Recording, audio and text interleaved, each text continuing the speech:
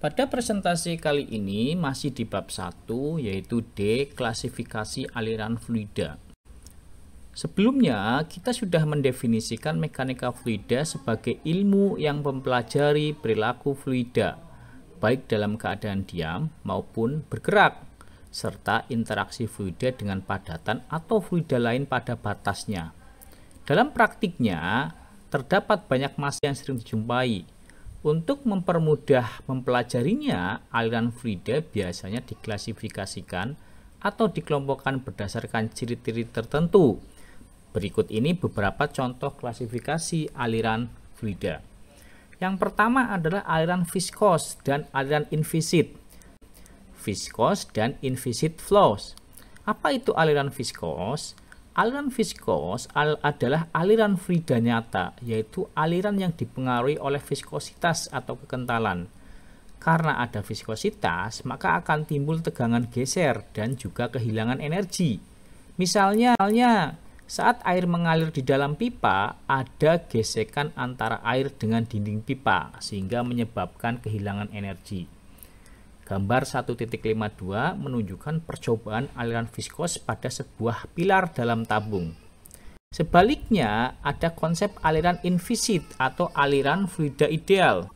Pada bagian 2 ada aliran internal dan external flows.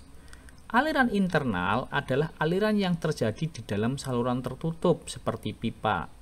Misalnya, air yang mengalir di dalam pipa rumah. Pada aliran ini, pengaruh viskositas sangat penting karena mempengaruhi di seluruh penampang pipanya. Kemudian ada aliran eksternal di samping internal.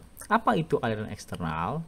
Aliran eksternal adalah aliran yang mengalir di sekitar benda, contohnya udara yang mengalir di sekitar bola golf, mobil, atau sayap pesawat. Pada aliran eksternal, viskositas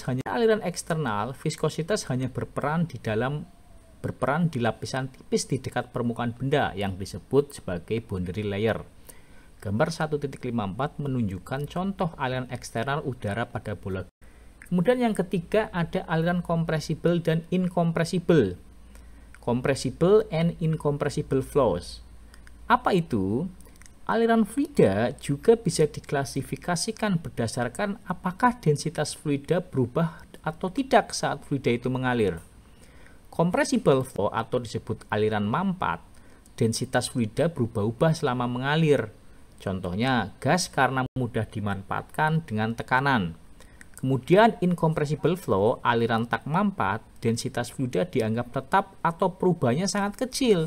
Contohnya apa? Contohnya air dan minyak. Nah, sekarang gas sangat mudah dimanfaatkan. Misalnya jika diberi tekanan 210 atm, densitasnya bisa berubah 1%. Air hampir tidak bisa dimanfaatkan.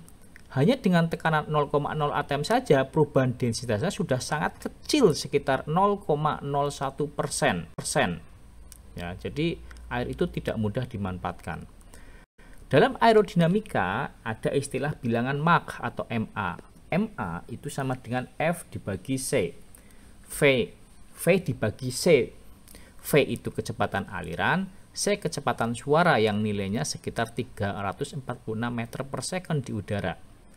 Klasifikasi aliran berdasarkan Mach itu ada subsonic, MA-nya kurang dari 1, transonic, MA-nya sama dengan 1, supersonic, MA-nya lebih dari 1, dan hypersonic, MA-nya lebih sangat besar daripada 1. Nah, gambar 1.55 itu menunjukkan visualisasi gelombang kejut pada kecepatan tinggi. Sekarang kita beralih ke aliran laminar dan turbulen. Laminar and turbulent flow. Apa itu aliran laminar dan turbulen? Aliran laminar, partikel fluida itu mengalir dengan lintasan teratur dan sejajar. Biasanya terjadi pada kecepatan rendah dan fluida kental. Contohnya apa? Contohnya minyak mengalir pelan dalam pipa. Kemudian ada aliran turbulen, yaitu partikel fluida bergerak dengan lintasan acak, berputar-putar, ada vortisitasnya, dan sering bertabrakan.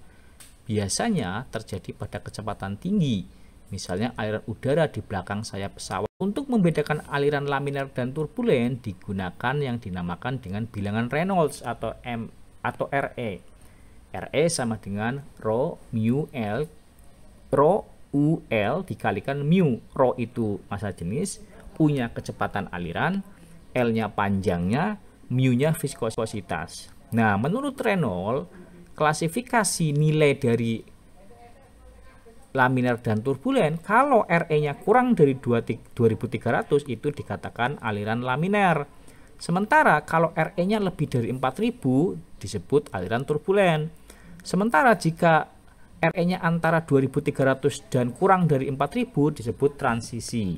Nah, sekarang kita lanjut lagi tentang aliran alami dan buatan, natural and forced flow.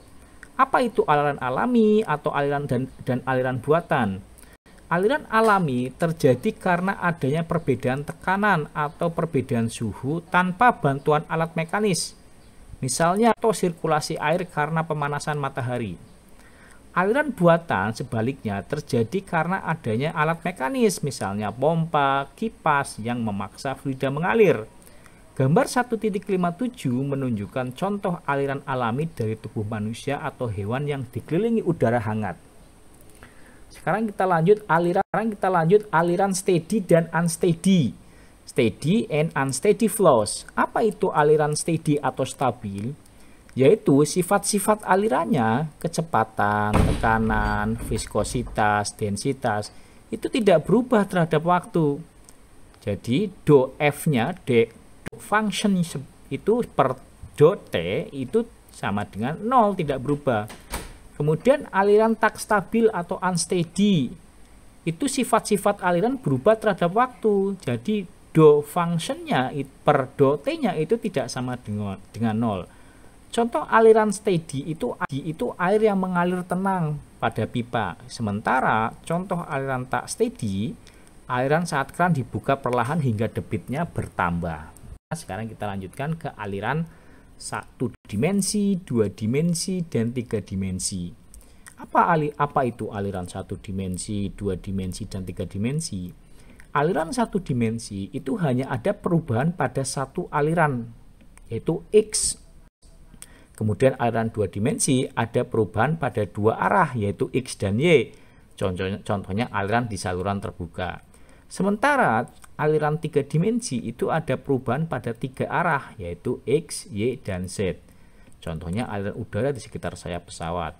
Gambar 1.58, 59, dan 1.60 menunjukkan ilustrasi aliran 1 dimensi, 2 dimensi, dan 3 dimensi.